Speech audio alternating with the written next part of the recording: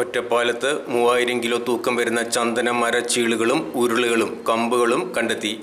ഫെബ്രുവരി മാസത്തിൽ ഒരു ചന്ദനമരം കളവ് പോയതുമായ കേസന്വേഷണത്തിന് ഒറ്റപ്പാലം പോലീസ് പ്രത്യേക ടീമിനെ രൂപീകരിച്ചു. ഇവർ നടത്തിയ അന്വേഷണത്തിലാണ് പാവക്കോണം കൊട്ടക്കുളം സ്വദേശി ഹസൻ എന്നയാളുടെ തറവാട് വീടിന്റെ പുറകിലെ ഷെഡിൽ നടത്തിയ പരിശോധനയിലാണ് ചന്ദനമരങ്ങൾ കണ്ടെത്തിയത്.